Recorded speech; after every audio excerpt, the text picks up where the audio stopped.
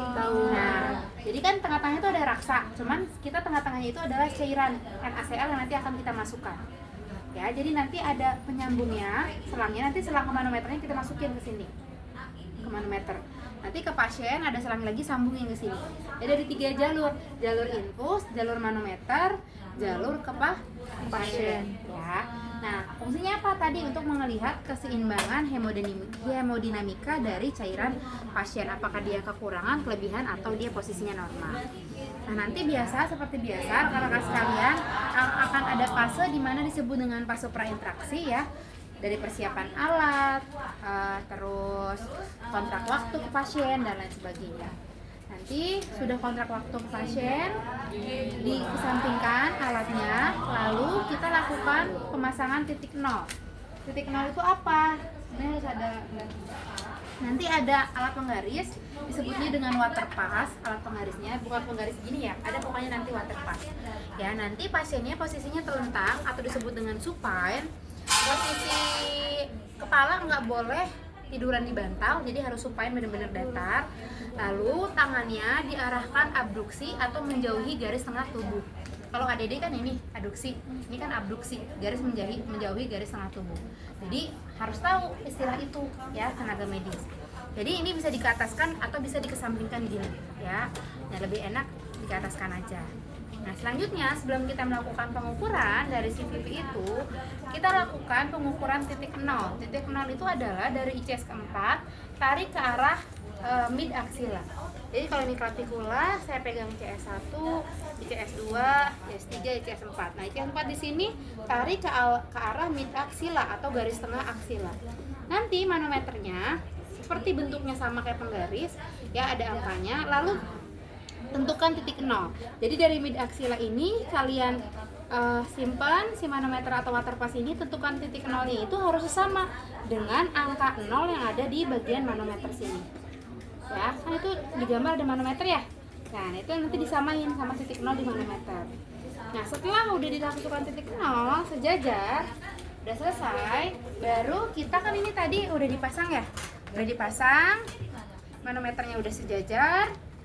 Baru kita lakukan pengukuran CPP ya dengan melihat undulasinya. Pertama gimana? Nih kalau ini diperhatikan, three-way ini ada tanda panah. Tanda panah ini adalah artinya cairan itu mengalir. Tapi kalau ini enggak ada tanda panah, artinya ini akses ke cairan infus itu ditutup atau disebut dengan dikunci. Jadi kalaupun Bu Hana ke atas kan, ini dia nggak akan keluar. Karena kenapa? Karena akses di bagian infusnya itu dikunci. Ya, jadi nanti di rumah sakit pasti akan ada jalur kayak gini nih kalau di ICU, jalur three-way, ini namanya three-way. Ya.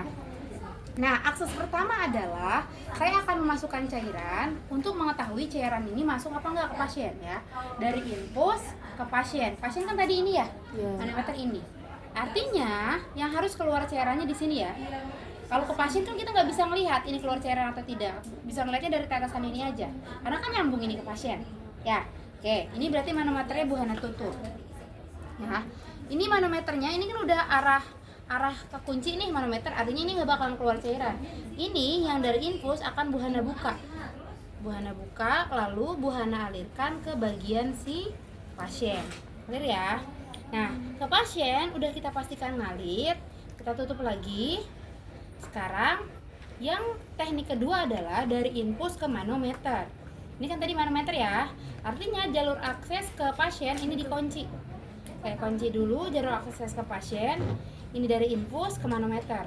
Sampai berapa cc nanti? Kan ini ada angka sentimeternya nih, kan tengah-tengahnya tuh NaCl isinya ya. Ya, isinya NaCl, nanti tengah-tengahnya yang di manometer itu sampai di angka 25 sampai 30 cm cairan yang dimasukkan.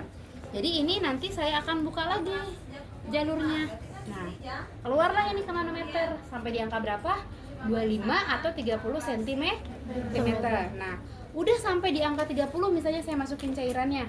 Saya kunci lagi di jalur infus. Nah, akses ketiga adalah akses di mana cairan itu mengalir dari pasien ke manometer. Artinya tanda panah ini harus ada di bagian pasien sama di bagian manometer. Yang infusnya harus dikunci. Infus kan udah dikunci nih. ya, karena nggak ada tanda panah ke arah infusnya, makanya mati cairannya.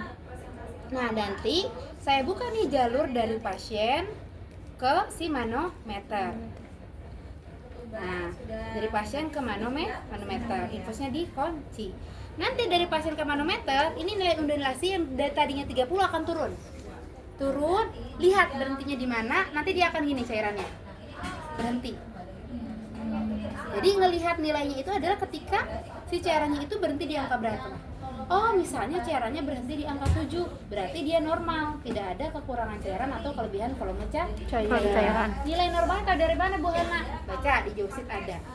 Oh, misalnya dia dapat nilai 2. Oh, berarti dia kekurangan volume cairan atau disebut juga dengan hipovolemia karena dia di bawah normal. Oh, misalnya dia 19.